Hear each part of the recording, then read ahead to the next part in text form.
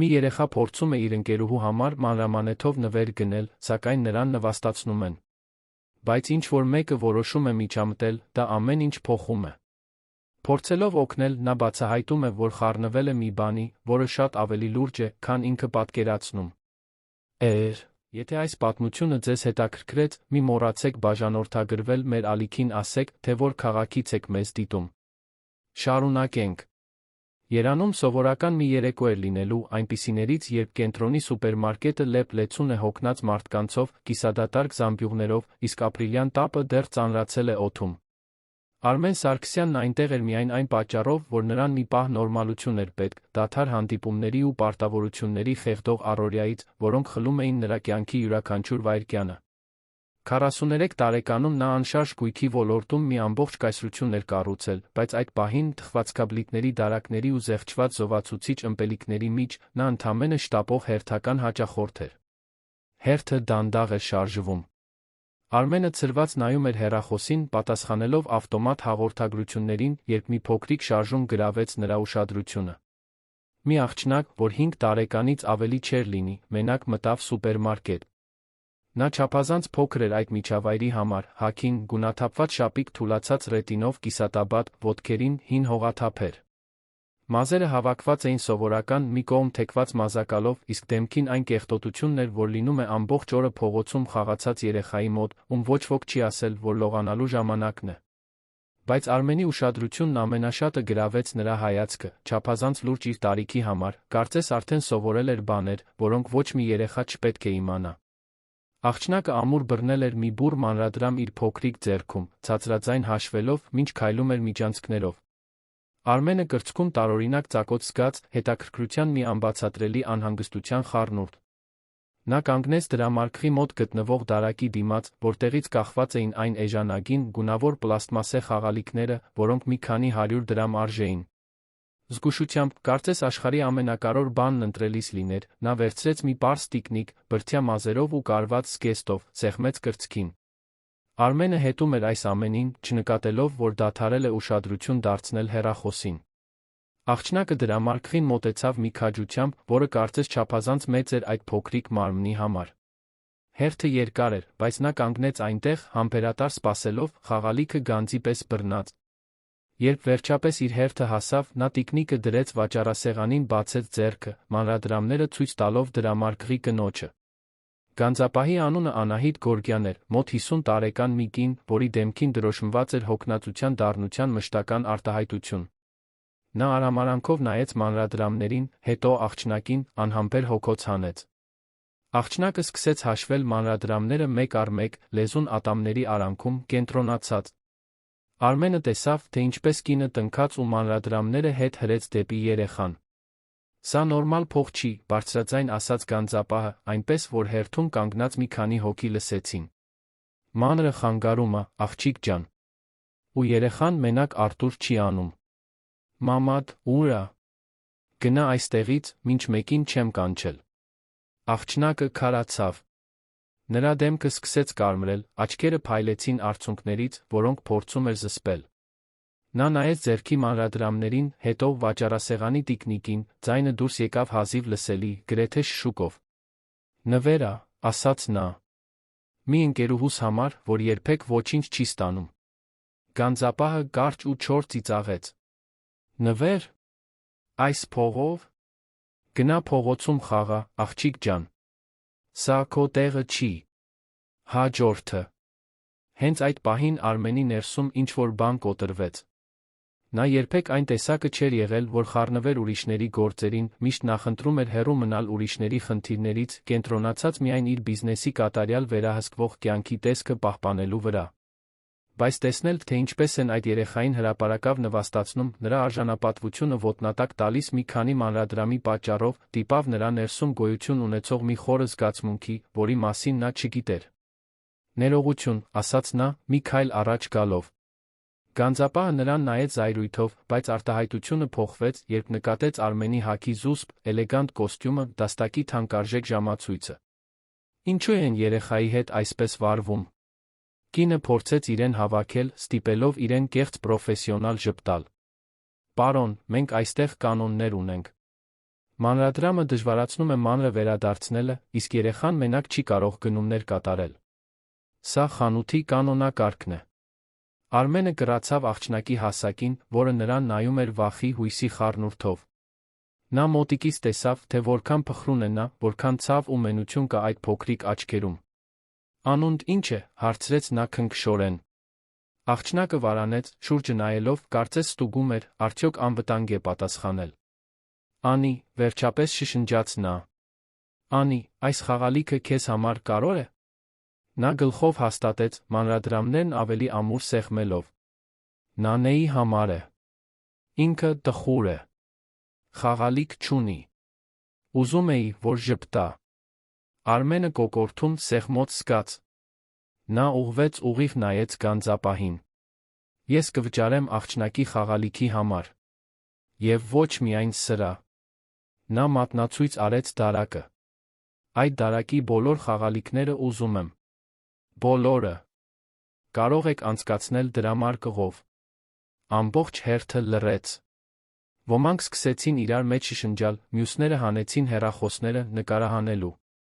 Գանձապահը չգիտեր ինչպես արձագանքել, այժմ փորձելով օգտակար ելալ, տոպրակներ առաջարկելով, ձայնի տոնն ամբողջությամբ փոխելով։ Արմենին չէր հետաքրքրում նրա վերաբերմունքի փոփոխությունը։ «Ես ուզում եմ խոսել կառավարչի հետ», ասաց նա հանգիստ, բայց մի վճռականությամբ, որը քննարկման տեղ չէր թողնում։ Կառավարիչը արագ հայտնվեց, միջին տարիքի մի տղամարդ, որի կեցվածքը փորձում էր իշխանական ելալ, բայց միայն նյարդայնություն էր արտահայտում։ «Պարոն Սարգսյան», ասաց նա, ճանաչելով Արմենին։ «Խնդիր կա։ Կարող ենք ամեն ինչ լուծել»։ Արմենը մանրամասն բացատրեց իրավիճակը, խոսելով այն մասին, թե ինչպես են երեխային նվաստացրել օրինական գնում կատարելու փորձի համար։ Կառավարիչն անմիջապես սկսեց ներողություն խնդրել, խոստանալով, որ միջոցներ կձեռնարկի, որ դա չի ներկայացնում ընկերության արժեքները։ Արմենը նրան ընդհատեց։ «Խնդիրը միայն ձեր խանութի կանոնակարգը չէ», ասաց նա։ «Խնդիրն այն է, որ 5 տարեկան երեխան մենակ գնումներ է կատարում, ցանկանալով նվեր գնել մեկ այլ երեխայի համար, որը, իր իսկ խոսքերով, երբեք ոչինչ չի ստանում։ Դա ձեզ չի անհանգստացնում»։ Կառավարիչը բերանը բացեց պատասխանելու, բայց չկարողացավ կապակցված նախադասություն կազմել։ Արմենը շրջվեց դեպի Անին, որը լայն բացված աչքերով հետում էր ամեն ինչին։ «Անի, մայրդ ու՞ր է։ Ո՞վ է քեզ խնամում»։ Աղջնակը գլուխը կախեց։ «Այդ մասին չեմ կարող խոսել», մրմնջաց նա։ «Ինչո՞վ»։ «Որովհետև հետո ինձ կծեծեն»։ Հաջորդած լռությունը ծանր էր։ Հերթում կանգնած մի քանի հոգի անհարմար հայացքներ փոխանակեցին։ Մի տարեց կին, որը կանգնած էր Արմենի հետում, մոտեցավ ձեռքը դրեց Անիի ուսին։ «Աստված իմ, երեխա ջան, ո՞վ է քեզ հետ այդպես վարվում»։ Անին չպատասխանեց, միայն գրկեց տիկնիկը, որի համար Արմենը վճարել էր։ Նա վճարեց նա մյուս բոլորի համար, մի մեծ տոպրակ լցնելով տարբեր խաղալիքներով։ «Անի», ասաց նա, նորից կռանալով նրա հասակին։ «Դու Նանեի մասին խոսեցիր։ Նա քո ընկերուհի՞ն է»։ Աղջնակը գլխով արեց։ «Ինքը շատ փոքր է։ Լավ չի։ Երբեմն սոված է մնում ու գիշերները լացում է։ Ես իմ հացը նրա հետ կիսում եմ, երբ կարողանում եմ»։ Արմենը զգաց, կարծես ինչ-որ մեկը հարվածեց ստամոքսին։ «Նա ու՞ր է։ Ես կարող եմ երկուսիդ էլ օգնել»։ «Իսկապես»։ Անին նրան նայեց մի անվստահությամբ, որը կոտրեց նրա սիրտը։ «Մեծերը միշտ ասում են, որ կօգնեն, բայց հետո անհետանում են։ Հատկապես հարուստները։ Նրանք օգնում են, որ հեռուստացույցով ցույց տան»։ Այդ խոսքերը, ասված մի երեխայի դաժանությամբ, որը չափազանց շատ անգամ էր հիասթափվել, ապտակի պես հարվածեցին Արմենին։ Նա այդ պահին հասկացավ, որ իր ամբողջ կյանքը կառուցվել է արտաքին տեսքի, նվազագույնն անելու վրա, լավ իմիջ պահպանելու համար, առանց երբեք իսկապես մտահոգվելու։ «Ես ոչ մի տեղ հայտնվել չեմ ուզում», ասաց նա անկեղծորեն։ «Ես ուղղակի ուզում եմ հասկանալ, թե ինչու դու ստիպված եղար այս ամենի միջով անցնել։ Խնդրում եմ, թույլ տուր ծանոթանամ Նանեի հետ։ Թույլ տուր իսկապես օգնեմ»։ Անին շուրթը գծեց, մտածկոտ։ Երկար լռությունից հետո նա ասաց. «Լավ։ Բայց ես ճանապարհը ցույց կտամ, դու հետիցս կգաս։ Ու եթե մի սխալ բան անես, կգոռամ ու կփախչեմ։ Արմենը համաձայնեց։ Նրանք միասին դուրս եկան սուպերմարկետից խաղալիքների տոպրակով։ Կառավարիչը փորձեց հետել նրանց, ներողություններ խնդրելով, բայց Արմենը նրան մի շարժումով հեռացրեց։ Երբ հասան մայթ, Արմենը տարօրինակ բան նկատեց։ Մի տղամարդ կանգնած էր սյան մոտ, հեռախոսը քրքրելով, բայց նրա աչքերը հետում էին իրենց յուրաքանչյուր շարժմանը։ Երբ Արմենն ու Անին սկսեցին քայլել, տղամարդը հեռվից հետեց նրանց։ Արմենի մարմնով սարսուռ անցավ։ Այդ տղամարդը հասարակ հետաքրքրասեր չէր թվում։ Նրա դիրքավորման մեջ ինչ-որ հաշվարկված բան կար, միշտ պահպանելով որոշակի հեռավորություն, միշտ աչքերը նրանց վրա սեռած։ Արմենը զգուշորեն հանեց հեռախոսը, հաղորդագրություն ուղարկեց Գագիկին, իր վարորդին անձնական թիկնապահին, խնդրելով, որ ուշադիր լինի հեռվից հետի իրենց, առանց նկատվելու։ Ինչ-որ բան այն չէր, նա դա զգում էր օդում, մի անտեսանելի լարվածություն, որից ծոծրակի մազերը բիզ-բիզ էին կանգնում։ Բայց նա չէր ուզում վախեցնել Անիին, որն արդեն իսկ բավականին վախեցած էր թվում, ստիպված լինելով վստահել մի անծանոթի։ Աղջնակը նրան տարավ փողոցներով, որտեղ Արմենը երբեք ոտք չէր դրել, չնայած ամբողջ կյանքում երանում էր ապրել։ Դրանք նեղ նրբանցքներ էին, վատ լուսավորված փակ ուղիներ, վայրեր, որտեղ քաղաքը ցույց էր տալիս իր ամենադաժան ու իրական դեմքը։ Բացիկների երանը, հայելային շենքերով ու լայն պողոտաներով, ավելի ու ավելի էր հեռանում յուրաքանչյուր անկյունից հետո։ Այստեղ այլ իրականություն էր, մի իրականություն, որը գոյություն ուներ շքեղության կողքին, բայց անտեսանելի էր մնում նրանց համար, ովքեր չէին ուզում տեսնել։ Անին արագ էր քայլում, յուրաքանչյուր անկյուն, յուրաքանչյուր կարճ ճանապարհ, յուրաքանչյուր վտանգ ճանաչողի վստահությամբ։ Արմենը նկատեց, որ նա համակարգ ունի, մի որոշակի երթուղի, որը հավանաբար օգտագործում էր անվտանգ մնալու համար։ Նա խուսափում էր որոշ փողոցներից, արագացնում քայլքը որոշակի կետերում, գլխով բարում որոշ մարդկանց, որոնք կարծես ճանաչում էին նրան։ Դա գոյատման կոդ էր, որը նա սովորել էր չափազանց վաղ, չափազանց փոքր տարիքում։ Նա խոսում էր քայլելիս, տեղեկատվության կտորներ բաց թողնելով բնական ձով, առանց նկատելու իր ասածի կործանարար ծանրությունը։ Բառերը դուրս էին գալիս, կարծես սովորական լինեին, կյանքի նորմալ մաս։ Նանեին մի մարդ է խնամում, բայց այդ մարդը շատ է անհետանում, բացատրում էր նա այն երեխայի ձայնով, որը պետք է խոսեր տիկնիկների ու մուլտֆիլմերի մասին։ Երբեմն օրերով չի երում։ Երբ այդպես է լինում, ես եմ նրա հետ մնում։ Ուտելիք ենք կիսում, երբ ես կարողանում եմ մի բան գտնել։ Քնում ենք ծածկով մի տեղի մոտ, երբ ցուրտ է, թե չէ Նանեն հիվանդանում է։ Արմենը լսում էր սեղմված սրտով, յուրաքանչյուր բառը դանակի հարված էր նրա խղճին։ Ինչպես էր հնարավոր, որ 21-րդ դարում, Երանի նման քաղաքում, երեխաներն այսպես էին ապրում։ Եվ ինչպես էր հնարավոր, որ ինքը, հարուստ ու ազդեցիկ մարդ, որը հաճախում էր լավագույն ռեստորանները, վարում էր ներգրված մեքենաներ, ապրում էր շքեղ պենթհաուսում, երբեք իսկապես չէր տեսել այս իրականությունը։ Քանի անգամ էր նա անցել փողոցում մարդկանց կողքով, հայացքը փախցրել, ծածրել, թե չի տեսնում։ Քանի անգամ էր նա դատել, մտածելով, որ դրանք կորած դեպքեր են, ուրիշների խնդիրներ, կառավարության պատասխանատվություն։ Ամոթը սկսեց խեղդել նրա կոկորդը։ 5 տարի շարունակ նա թաքնվել էր իր ցավի աշխատանքի պղպջակում, Աննայի սուգն օգտագործելով որպես աշխարհից մեկուսանալու պատրվակ։ Նա ամրոց էր կառուցել սրտի շուրջ, ամբողջ տառապանքը ներսում պահելով, իսկ ողջ մարդկայնությունը դրսում։ Եվ հիմա, այս 5 տարեկան աղջնակը, որը կրում էր մեծահասակներին վայել բեռներ, նրան առաջնորդում էր այն ստվերների միջով, որոնք նա միշտ ընտրել էր անտեսել։ Նրանք հասան մի վայր, որն այնքան էլ տուն չէր, այլ շինությունների միջ իմպրովիզացված տարածք էր, թաքնված լքված կոնտեյներների հետում, որոնք կարծես մոռացվել էին ինչ-որ տրանսպորտային ընկերության կողմից։ Հատակը հողեղեն էր, անկյուններում աղբեր թափված, խոնավության հոտը, թթու ինչ-որ բանի հետ խառնված, համակել էր օդը։ Այնտեղ ստվարաթղթե տուփի մեջ, որը պատված էր մի քանի անգամ կարկատված հին լաթերով ծածկված պատառոտված պլաստմասե թաղանթով, պառկած էր Նանեն։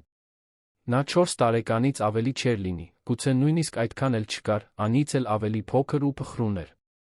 Դեմքը թղթի պես գունատ էր, շուրթերը թեթակի մանուշակագույն, աչքերը փոս ընկած, շրջապատված մուգ շրջանակներով, որոնք չպետք է լինեին այդքան փոքր երեխայի մոտ։ Նա դողում էր բարակ ծածկոցի տակ, որն ավելի շատ լաթի էր նման, նրա փոքրիկ մարմինը կծկվել էր, փորձելով պահպանել ջերմության որե մնացորդ։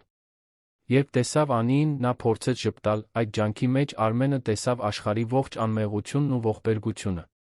Դա հոգնած, անուշ, բայց անկեղծ ժպիտ էր։ Նրա աչքերը թեթակի լուսավորվեցին, ինչպես հանգչելու եզրին գտնվող մոմեր, որոնք թթվածնի վերջին շունչ են ստանում։ Անի, շնջաց նա, ձայնը թույլ ու խռպոտ։ Անին վազեց նրա մոտ, ոչ թե վազեց, այլ գրեթե թռավ, անհանգստությունն ու սերը դրոշմված յուրաքանչյուր շարժման մեջ։ Նա ծնկի իջավ ստվարաթղթե տուփի կողքին ցույց տվեց տիկնիկը մի այնպիսի մաքուր ուրախությամբ, որ Արմենի սիրտը հազար կտոր եղավ։ Նայիր, Նանե։ Ստացվեց։ Սա քոնն ա։ Իսկական նվեր։ Մենակ քոնը։ Նանեն տիկնիկը վերցրեց դողացող ձեռքերով, կարծես տիեզերքի ամենաթանկ բանը բռնած լիներ։ Նա խաղալիքը սեղմեց նիհար կրծքին, առաջին անգամ նրա աչքերը փայլեցին մի բանով, որը կարծես իսկական ուրախություն լիներ։ Նրա համար այդ պլաստմասի կտորի կտորն ավելի արժեքավոր էր, քան աշխարհի բոլոր գանձերը, որովհետ գալիս էր մեկից, ով մտահոգվում էր, մեկից, ով մտածել էր նրա մասին, մեկից, ով նրան տեսնում էր որպես սիրո արժանի մարդ։ Արմենը դանդաղ մոտեցավ, յուրաքանչյուր քայլը տոննաներ էր կշռում, կոկորդում մի հանգույց զգալով, որը սպառնում էր խեղդել։ Աչքերը այրվում էին արցունքներից, որոնք փորձում էր զսպել, բայց որոնք համառորեն գոյանում էին։ Նա ծնկի իջավ այնտեղ, կեղտոտ ու խոնավ գետնին, զգալով հողի սառնությունը կոստյումի թանկարժեք կտորի միջով, մի դաժան ու ցավալի պարզությամբ հասկացավ, որ խաղալիքներ գնելը ընդամենը գեղեցիկ, բայց սարսափելի անբավարար ժեստ էր այն տառապանքի մեծության առջ, որին բախվում էին այդ երեխաները։ Այստեղ խոսքը միայն սովի կամ ցրտի մասին չէր, այլ գողացված արժանապատվության, ժխտված մանկության, ապագաների մասին, որոնք ջնջվում էին նախքան սկսվելը։ Բար, Նանե, ասաց նա մեղմորեն։ Իմ անունը Արմեն է։ Ես Անիի ընկերն եմ։ Ձեզ երկուսիդ օգնություն է պետք, ես ուզում եմ իսկապես օգնել։ Սնունդ, անվտանգ վայր, բժշկական խնամք։ Ամեն ինչ, ինչ ձեզ պետք է։ Բայց նախքան Նանեն կկարողանար պատասխանել, մի ձայն դանակի պես կտրեց օդը։ Դու ինչ գործ ունես այստեղ։ Արմենը շրջվեց, տեսավ մի կնոջ, որը մոտենում էր։ Նա մոտ 30-ն անց կլիներ, մազերը խճճված, հագուստը մաշված, մի ժպիտ, որը չէր հասնում աչքերին։ Անին անմիջապես լարվեց, Նանեի դիմաց կանգնելով վահանի պես։ Այս աղջիկները իմ պատասխանատվության տակ են, ասաց կինը, ձեռքը մեկնելով։ Դու այստեղ անելիք չունես։ Արմենը ոտքի կանգնեց, կանգնելով կնոջ երեխաների մեջ։ Իսկ դուք ո՞վ եք։ Ես եմ նրանց խնամում։ Ու մարդ կկանչեմ, եթե հիմա չգնաս։ Սա քեզ համար խնդիրներ կստեղծի։ Անին քաշեց, Արմենի թքից շշնջաց։ Ինքը չի սիրում, երբ մենք որևէ մեկի հետ խոսում ենք։ Այդ պահին Արմենի հեռախոսը թրթռաց։ Հաղորդագրություն էր անհայտ համարից։ Նա նայեց էկրանին, զգաց, թե ինչպես արյունը սառեց երակներում։ Պետք չէր խառնվել։ Վերադարձիր քո կյանքին, մինչ չես կորցրել մի բան, որ սիրում ես։ Արմենը շուրջը նայեց, փնտրելով, թե ով կարող էր դա ուղարկել, բայց տեսավ միայն իր դիմացի կնոջը հետում, վախեցած երեխաներին։ Ինչպես ինչ-որ մեկը գիտեր, որ նա այնտեղ է։ Եվ ինչու էր այդ սպառնալիքն այդքան անձնական թվում, դիպչելով հենց նրա ամենամեծ վերքին, այն կորստին, որը նա տարիներ շարունակ փորձել էր թաղել աշխատանքի փողի տակ։ Նա հեռախոսը դրեց գրպանը, փորձելով հանգստություն պահպանել։ Սա ճիշտ ծով կլուծեմ, ասաց նա, ավելի շատ իրեն, քան որևէ մեկին։ Բայց մինչ փորձում էր մտածել հաջորդ քայլի մասին, Անին անսպասելի բան արեց։ Նա ձեռքը մտցրեց կիսատաբատի գրպանը, հանեց մի ճմրթված թուղթ, արագ տալով Արմենին, նախքան կինը կհասցներ տեսնել։ Արմենը վերցրեց թուղթը, զգուշորեն բացեց։ Դա գրություն էր, հասցեով անունով, ոչ թե լրիվ անուն, այլ ընդամենը մականուն, բու։ Իսկ թղթի հակառակ կողմում մատիտով նկարված էր մի խորհրդանիշ։ Մի խորհրդանիշ, որը Արմենն անմիջապես ճանաչեց, որը ստիպեց նրա ողջ աշխարհը սասանվել։ Դա մի հաստատության նշանն էր, որը նա շատ լավ գիտեր, մի հաստատություն, որը տարիներ առաջ կապված էր եղել իր կյանքի ամենամեծ ողբերգության, այն օրվա հետ, երբ նա կորցրեց այն ամենը, ինչն իսկապես կարևոր էր։ Ձեռքերը սկսեցին դողալ։ Նա նայեց Անիին, հետո Նանեին, վերջապես կնոջը, որը նրանց դիտում էր այդ կեղծ ժպիտով։ Ամեն ինչ ինչ-որ կերպ կապված էր, որը նա դեռ չէր հասկանում, բայց որը նրան լցնում էր հին ու ծանոթ սարսափով։ Կինը մի քայլ առաջ արեց, բայց նախքան կհասցներ խոսել, ստվերից մի կերպար հայտնվեց։ Դա այն տղամարդն էր, որը նրանց հետում էր սուպերմարկետից։ Արմենը պատրաստվեց վատթարագույնին, բայց հետո նկատեց մի բան, որն իրեն ավելի շփոթեցրեց։ Տղամարդը նրան չէր նայում։ Նա սեռուն նայում էր Անիին բացարձակ ցնցման արտահայտությամբ։ Եվ հենց այդ ժամանակ Անին, այդ փոքրիկ ու տառապած աղջնակը, ուղիղ նայեց Արմենին ասաց մի բան, որը ստիպեց գետնին անհետանալ նրա ոտքերի տակից։ Դուք ինձ չեք հիշում, բայց ես ձեզ հիշում եմ։ Արմենը լիովին քարացավ այդ խոսքերից։ Դուք ինձ չեք հիշում, բայց ես ձեզ հիշում եմ։ Ինչպես կարող էր այդ աղջնակը, որին նա վստահ էր, որ կյանքում երբեք չէր տեսել, ճանաչել իրեն։ Նա նորից կրացավ նրա հասակին, սիրտը այնքան ուժգին էր բաբախում, որ զգում էր քունքերում։ Ինչպես թե ինձ հիշում ես, Անի։ Մենք նախկինում հանդիպել ենք։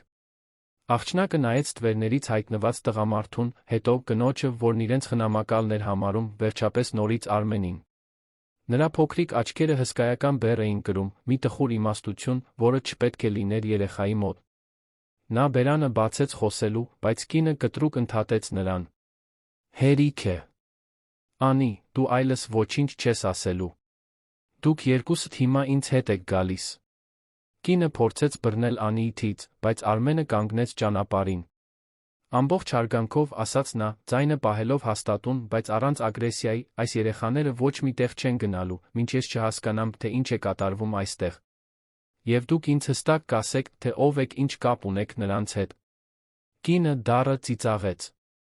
Դու կարծում ես, թե կարող ես գալ այստեղ քո թանկարժեք կոստյումով ու ամեն ինչ փողով լուծել։ Այդպես չի լինում։ Այս աղջիկները իմ խնդիրն են, իսկ դու ընդամենը հերթական հարուստն ես, որ ուզում է եռալ, մի օրով իրեն լավ զգալ։ Սա եռալու մասին չէ, պատասխանեց Արմենը, զգալով, թե ինչպես է զայրույթը բարձրանում իր ներսում։ Սա երկու երեխաների մասին է, որոնք սոված են, քնում են փողոցում, շահագործվում են մարդկանց կողմից, ովքեր պետք է նրանց պաշտպանեին։ Շահագործվում։ Կինը ձեռքերը խաչեց։ Ես նրանց խնամում եմ, երբ ուրիշ ոչ ոք չի ուզում։ Ես նրանց ուտելիք եմ տալիս, կացարան։ Դու ոչնչից տեղյակ չես։ Հենց այդ ժամանակ նրանց հետող տղամարդը վերջապես խոսեց։ Նրա անունը Տիգրան Պետրոսյան էր, ձայնը դուրս եկավ խռպոտ, հուզմունքով լի։ Նույն է, ասաց նա, դիմելով կնոջը, վերջ տուր։ Դու շատ լավ գիտես, որ ոչ ոքի չես խնամում։ Դու օգտագործում ես այս երեխաներին։ Նունեն շրջվեց դեպի նա, աչքերը կայծկլ տալով։ Դու ոչինչ ասելու իրավունք չունես, Տիգրան։ Դու, որ լքեցիր ամեն ինչ, որ անհետացար, որ մեզ մենակ թողեցիր։ Ու հիմա հայտնվել ես այստեղ, հերոսի դեր տանելով։ Արմենը նայում էր մեկին մյուսի հետից, փորձելով հասկանալ նրանց միջ եղած հարաբերությունները։ Տիգրանն անտեսեց Նունեի խոսքերը զգուշորեն մոտեցավ Անիին, կարծես վախենում էր նրան վախեցնել։ Անի, աղջիկս, ասաց նա մեղմորեն, կարող ես ասել, թե ինչ նկատի ունեիր, երբ ասացիր, որ հիշում ես նրան։ Անին նորից նայեց Արմենին, նրա աչքերում արցունքներ սկսեցին հավաքվել։ Ես շատ փոքր էի, սկսեց նա դողացող ձայնով։ Բայց ես հիշում եմ մի մեծ տեղ, լիքը ուրիշ երեխաներով։ Մի տեղ, որտեղ մենք իսկական մահճակալների վրա էինք քնում ու ամեն օր ուտում էինք։ Ու մի մարդ կար, որ երբեմն գալիս էր այնտեղ, նա գեղեցիկ մեքենայով էր գալիս ու խաղալիքներ էր տալիս։ Նա ժպտում էր, բայց աչքերը տխուր էին։ Նա մի աղջկա էր գրկում, միշտ նույն աղջկան, ու նրա հետ երկար մնում էր։ Արմենը զգաց, կարծես գետինը բացվեց իր ոտքերի տակ։ Օդը կարծես պակասեց թոքերում։ Նա հստակ գիտեր, թե Անին ինչի մասին էր խոսում։ Դա Սուրբ Աստվածամոր մանկատունն էր, այն վայրը, որտեղ նա անցկացրել էր իր կյանքի ամենավատ ամենալավ պահերը։ Այն վայրը, որտեղ իր դուստրը Աննան ապրել էր իր վերջին ամիսները, նախքան ընդմիշտ հեռանալը։ Աննայի մոտ 7 տարեկանում ծանր հիվանդություն էին ախտորոշել։ Բուժման ընթացքում նա շատ ժամանակ էր անցկացրել դժվարին իրավիճակներում գտնվող երեխաների աջակցության կենտրոնում, մի վայր, որտեղ նա կարող էր խաղալ շփվել այլ երեխաների հետ, որոնք նույնպես ծանր պայքար էին մղում։ Արմենն ամեն օր գնում էր այնտեղ, աշխատանքից հետո, որպեսզի նրա հետ անցկացնի հնարավոր յուրաքանչյուր րոպեն։ Նա խաղալիքներ էր բերում բոլոր երեխաների համար, ոչ միայն Աննայի, որովհետև նա էր խնդրում։ Նա ասում էր, որ ուզում է, որ բոլոր երեխաները երջանիկ լինեն, թեկուզ մի պահ։ Եվ հետո, 5 տարի առաջ, Աննան հեռացավ։ Եվ նրա հետ հեռացավ նա Արմենի մի մասը, որն այլս երբեք չվերադարձավ։ Նա փակվել էր աշխատանքի մեջ, պատեր էր կառուցել սրտի շուրջ, խուսափել ցանկացած խորը հուզական կապից։ Նա դարձել էր հաջողակ, բայց դատարկ մարդ։ Եվ հիմա նրա դիմաց կանգնած էր մի աղջիկ, որը ճանաչել էր Աննային, որը նրա հետ կիսել էր այդ օրերը։ Դու Սուրբ Աստվածամոր մանկատանն էիր, ասաց Արմենը, ձայնը կոտրված դուրս գալով։ Դու ճանաչել ես իմ դստերը։ Անին գլխով արեց։ Այն երկար մազերով աղջիկը, որին գրկում էիք։ Նա լավն էր։ Իր խաղալիքները ինձ հետ կիսում էր։ Ինձ ընկերուհի էր ասում։ Արցունքները սկսեցին հոսել Արմենի դեմքով, առանց նա կարողանար վերահսկել։ 5 տարի պատնեշներ կառուցելուց, ամեն ինչ վերահսկողության տակ պահելուց հետո, նա իրեն լիովին խոցելի զգաց այն երեխայի առաջ, որը կրում էր մի հիշողություն, որը նա կարծում էր, թե մահացած է։ Աննա, շշնջաց նա։ Դու իմ Աննային ես ճանաչել։ Տիգրանը մոտեցավ ձեռքը դրեց Արմենի ուսին։ Ես այն ժամանակ մանկատանն էի աշխատում, ասաց նա։ Ես այնտեղ սոցիալական աշխատող էի։ Ես ձեզ հիշում եմ։ Հիշում եմ Աննային։ Նա յուրահատուկ աղջիկ էր, լույսով լի, նույնիսկ այն ամենի հետ, ինչի միջով անցնում էր։ Արմենը արցունքների միջից նայեց Տիգրանին։ Ուրեմն դու գիտես, ասաց նա։ Դու գիտես, թե ինչ պատահեց նրա հետ։ Գիտեմ, ցածրաձայն պատասխանեց Տիգրանը։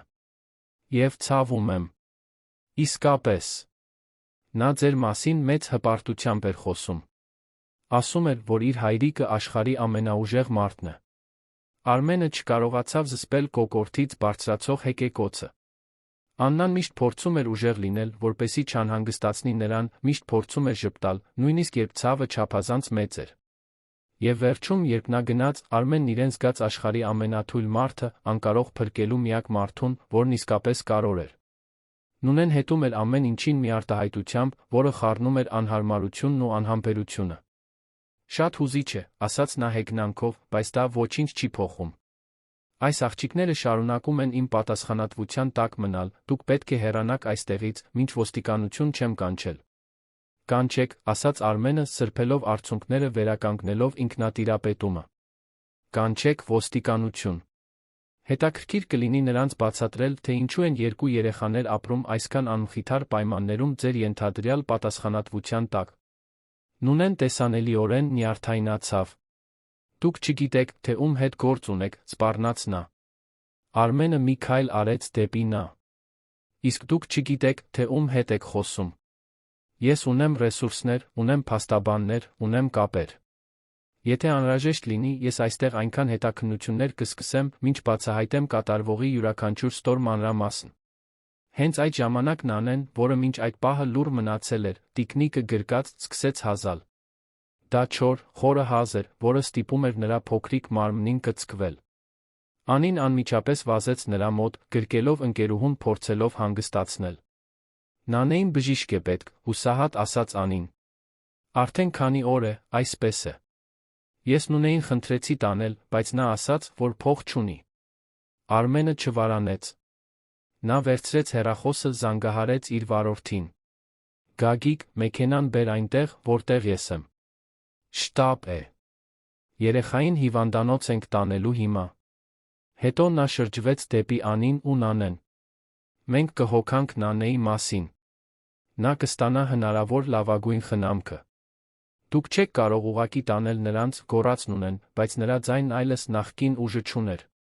Նա գիտեր, որ կորցնում է իրավիճակի վերահսկողությունը։ Տիգրանը կանգնեց Արմենի կողքին։ Ես ձեզ հետ կգամ, ասաց նա։ Ես դեռ կապեր ունեմ այն ժամանակներից, երբ սոցիալական ոլորտում էի աշխատում։ Կարող եմ օգնել այս աղջիկների իրավիճակը կարգավորելու հարցում։ Մի քանի րոպեից Արմենի մեքենան հասավ։ Դա սեդան էր, զուսպ, բայց ակնհայտորեն թանկարժեք։ Գագիկը, միջին տարիքի մի խոշոր տղամարդ, արագ իջավ բացեց դռները։ Արմենը զգուշորեն գրկեց Նանեին, զգալով, թե որքան թեթ է նա, չափազանց փխրուն։ Անին նստեց հետի նստատեղին, բռնած ընկերուհու ձեռքից, Տիգրանը նույնպես նստեց։ Նունեն կանգնած մնաց փողոցում, հետելով ամեն ինչին զայրույթի մի բանի խառնուրդով, որը կարծես վախ լիներ։ Նախքան մեքենա նստելը, Անին քաշեց Արմենի թքից։ Թուղթը, շշնջաց նա։ Կարդացի՞ք թուղթը։ Արմենը գրպանից հանեց ճմրթված գրությունը։ Այո, տեսա։ Ինչ է նշանակում այդ խորհրդանիշը։ Եվ ով է բուն։ Անին նյարդայնացած շուրջը նայեց։ Այստեղ չեմ կարող խոսել։ Հետո կպատմեմ։ Բայց դուք պետք է զգույշ լինեք։ Մարդիկ կան, որ չեն ուզում, որ որևէ մեկն իմանա։ Մեքենան շարժվեց դեպի հիվանդանոց։ Ճանապարհին Արմենը բռնել էր Նանեին, որն ավելի ու ավելի քիչ էր հազում, կարծես ավելի հանգիստ լինելով նրա գրկում։ Անին բռնել էր տիկնիկը, նայում էր պատուհանից, տեսնելով անցնող քաղաքը։ Տիգրանը լուր հետում էր ամեն ինչին, խորասուզված մտքերի մեջ, որոնք ծանր էին թվում։ Արմենը չէր կարողանում դադարել մտածել այս ամենի մեջ եղած կապի մասին։ Սուրբ Աստվածամոր մանկատունը փակվել էր Աննայի մահից 2 տարի անց։ Այն ժամանակ լուրեր կային անօրինականությունների, ռեսուրսների յուրացման մասին, բայց նա այնքան խորասուզված էր իր ցավի մեջ, որ ուշադրություն չէր դարձրել։ Հիմա, թղթի վրայի այդ խորհրդանիշը, նույն խորհրդանիշը, որը մանկատան ճակատին էր, նորից հայտնվում էր, բերված մի աղջկա կողմից, որը ճանաչել էր իր դստերը։ Տիգրան, ասաց Արմենը, խախտելով լռությունը։ Ինչ պատահեց Սուրբ Աստվածամոր մանկատան հետ փակվելուց հետո։ Տիգրանը խորը շունչ քաշեց։ Խառնաշփոթ էր, պատասխանեց նա։ Պարզեցին, որ տնօրենը նվիրատվություններ էր յուրացնում։ Շատ երեխաների տեղափոխեցին այլ վայրեր, բայց ոմանք ուղղակի անհետացան համակարգից։ Անին նրանցից մեկն էր։ Ես այն ժամանակ փորձեցի գտնել նրան, բայց անհնար էր։ Կարծես գոլորշիացել էր։ Իսկ Նանեն, հարցրեց Արմենը։ Տիգրանը գլուխը թափ տվեց։ Չգիտեմ։ Բայց ինչպես Անին պատմեց, Նանեն հետո է հայտնվել, արդեն փողոցում։ Ինչ-որ մեկը հավաքում է այս երեխաներին, որոնք դուրս են մնացել համակարգի ճեղքերից։ Ինչի՞։ Համար, ուզեց իմանալ Արմենը, ողնաշարում սարսուռ զգալով։ Տիգրանն անմիջապես չպատասխանեց։ Երբ վերջապես խոսեց, ձայնը ցածր էր ու անհանգիստ։ Ցանցեր կան, ասաց նա։ Մարդիկ, որոնք օգտվում են խոցելի երեխաներից։ Օգտագործում են նրանց մուրացկանության, անօրինական աշխատանքների, բաների համար, որոնք նույնիսկ չեմ ուզում պատկերացնել։ Եվ այդ ցանցերը պաշտպանված են, կարևոր մարդիկ են ներգրավված։ Արմենն ավելի զգույշ սեղմեց Նանեին կրծքին։ Դա այս աղջիկների հետ չի պատահի, ասաց նա վճռականորեն։ Ես նրանց կպաշտպանեմ։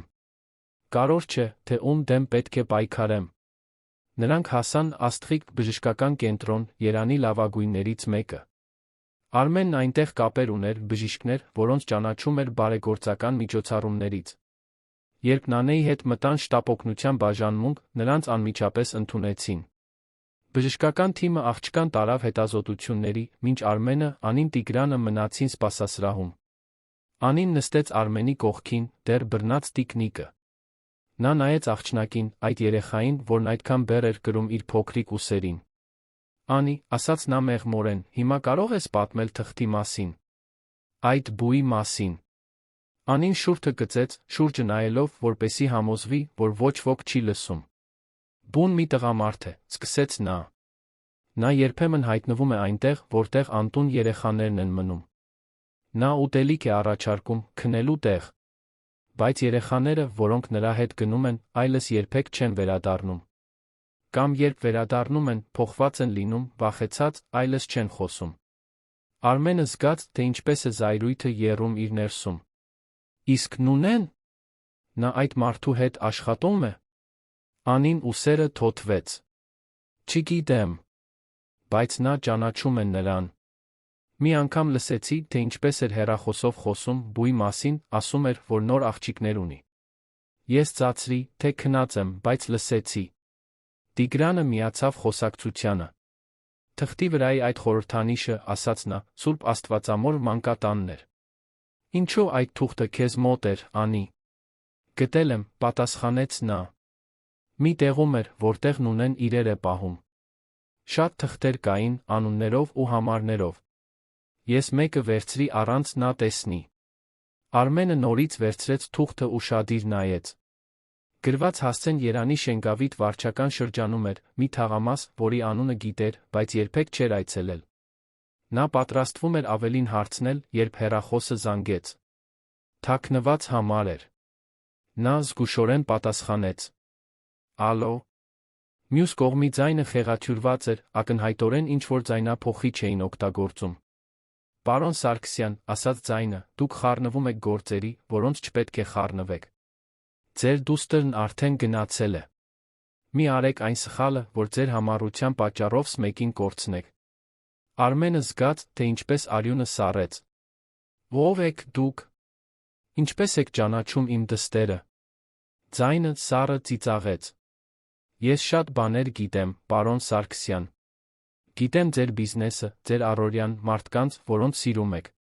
Եվ հավատացեք, դուք ավելի շատ բան ունեք կորցնելու, քան պատկերացնում եք։ Թողեք աղջիկներին այնտեղ, որտեղ էին։ Վերադարձեք ձեր կյանքին։ Մոռացեք, ինչ տեսաք այսօր»։ Երբեք, վճռականորեն ասաց Արմենը, նույնիսկ զգալով, թե ինչպես է վախը սեղմում կուրծքը։ «Ես չեմ լքելու այս երեխաներին։ Կարող եք գալ ձեզ սպառնալիքներով, կարող եք փորձել վախեցնել ինձ, բայց ես չեմ նահանջելու»։ Ձայնը մի պահ լռեց։ «Ուրեմն դուք ընտրեցիք», վերջապես ասաց նա։ «Հիշեք այս ընտրությունը, երբ ամեն ինչ փլուզվի ձեր շուրջը։ Եվ հավատացնում եմ, փլուզվելու է»։ Զանգն ընդհատվեց։ Արմենը կանգնած մնաց, հեռախոսը դեռ ձեռքին, մարսելով սպառնալիքը։ Տիգրանը նրան անհանգստությամբ էր նայում։ «Ինչ եղավ», հարցրեց նա։ «Սպառնալիքներ», պատասխանեց Արմենը։ «Ինչ-որ մեկն ուզում է, որ ես լքեմ աղջիկներին։ Բայց դա չի պատահելու»։ Հենց այդ պահին հետազոտությունների սենյակից մի բժշկուհի դուրս եկավ։ Նա երիտասարդ էր, մոտ 30 տարեկան, լուրջ արտահայտությամբ։ «Բժիշկ Սարգսյան», կանչեց նա, Արմենին բժշկի տեղ դնելով նրա պահվածքի պատճառով։ «Ես բժիշկ չեմ», ուղղեց Արմենը։ «Ես ընտանիքի բարեկամն եմ»։ «Ինչպես է աղջնակը»։ Բժշկուհին հոգոց հանեց։ «Նա թերսնված է, ջրազրկված, ունի շնչառական վարակ, որը պետք է բուժել ուժեղ հակաբիոտիկներով։ Մի քանի օրով կհոսպիտալացնենք հսկողության համար։ Բայց պատշաճ բուժման դեպքում նա լիովին կապաքինվի։ Նրա բախտը բերել է, որ ժամանակին եք հասցրել»։ Արմենը հսկայական թեթություն զգաց։ «Շնորհակալ եմ, բժշկուհի։ Արեք այն ամենը, ինչ անհրաժեշտ է։ Փողը խնդիր չէ»։ Բժշկուհին գլխով արեց վերադարձավ Նանեի մոտ։ Անին քաշեց Արմենի թքից։ «Կարող եմ նրա հետ մնալ», հարցրեց նա հույսով լի աչքերով։ «Կարող ես», պատասխանեց Արմենը, շոյելով աղջկա մազերը։ «Այո, կարող ես մնալ։ Իրականում, դուք երկուստ այսուհետ իմ պաշտպանության տակ եք լինելու։ Ես կապահովեմ, որ դուք ունենաք այն ամենը, ինչ ձեզ պետք է»։ Անին հանկարծ գրկեց նրան, ամուր սեղմելով, Արմենը զգաց, թե ինչպես իր ներսում մի բան կոտրվեց ու մի նույն ժամանակ վերականգնվեց։ Նա ճիշտ բան էր անում, դրանում վստահ էր։ Բայց նա գիտեր, որ հենց նոր մտել է մի պատերազմի մեջ, որը հազիվ էր հասկանում, թշնամիների դեմ, որոնք գիտեին նրա թույլ կողմերը։ Եվ թղթի վրայի այդ խորհրդանիշը, Սուրբ Աստվածամոր մանկատան այդ նշանը, ամեն ինչ հասկանալու բանալին էր։ Դա կապն էր այն անցյալի միջ, որը նա փորձել էր թաղել, այն ներկայի, որը բացվում էր նրա առջ ավելի ու ավելի վտանգավոր ձեռով։ Տիգրանը մոտեցավ։ «Մի քանի զանգ կանեմ», ասաց նա։ «Դեռ ընկերներ ունեմ, որոնք աշխատում են սոցիալական ոլորտում։ Մենք լուրջ հետաքննություն կսկսենք այս շահագործման ցանցերի վերաբերյալ։ Եվ մենք կպաշտպանենք այս աղջիկներին, ինչ էլ որ պատահի»։ Արմենը գլխով արեց, շնորհակալ լինելով, որ այդ գործում մենակ չէ։ Բայց մինչ Տիգրանը հեռանում էր զանգեր անելու, Անին տանում էին Նանեի հետ սենյակում մնալու, Արմենը մնաց այնտեղ մենակ սպասասրահում, նայելով ճմրթված թղթի վրայի այդ խորհրդանիշին, զգալով, որ սպասվող փոթորիկը շատ ավելի մեծ է լինելու, քան այն ամենը, ինչին նա երբե բախվել էր։ Եթե դուք լինեիք Արմենի տեղում, կխառնվեիք աղջիկների իրավիճակին, իմանալով ռիսկերի մասին, թե կվերադառնայիք ձեր հարմարավետ կյանքին։ Գրեք մեզ մեկնաբանություններում։ Հաջորդ օրերը հույզերի բացահայտումների մի ամերիկյան բլուր էին, որոնք լիովին փոխեցին Արմենի կյանքը։ Նանեն 4 օր մնաց հիվանդանոցում, որի ընթացքում նա, Անին ստացան անհրաժեշտ բոլոր բժշկական խնամքը։ Արմենը մասնավոր թիմ վարձեց, ապահովելու, որ աղջիկներն ունենան ամենալավը, սկսած պատշաճ սննդից մինչ հոգեբանական աջակցություն։ Նա ամեն օր այցելում էր հիվանդանոց, երբեմն օրը 2-3 անգամ, բերելով խաղալիքներ, գրքեր, նոր հագուստ։ Աստիճանաբար աղջիկները սկսեցին բացվել, ավելին պատմել փողոցում իրենց կյանքի մասին։ Տիգրանն անխոնջ աշխատում էր երեխաների իրավիճակը կարգավորելու ուղղությամբ։ Նա պարզեց, որ Անին իսկապես հեռացել էր Սուրբ Աստվածամոր մանկատնից, երբ այն փակվել էր, բայց նրա գրանցումները վատ էին արվել, լի անհամապատասխանություններով։ Նանեն էլ ավելի խորհրդավոր էր, գրեթե առանց որևէ փաստաթղթի։ Կարծես նա երբեք պաշտոնապես գոյություն չէր ունեցել։ Սա բարդացնում էր իրավական տեսանկյունից, բայց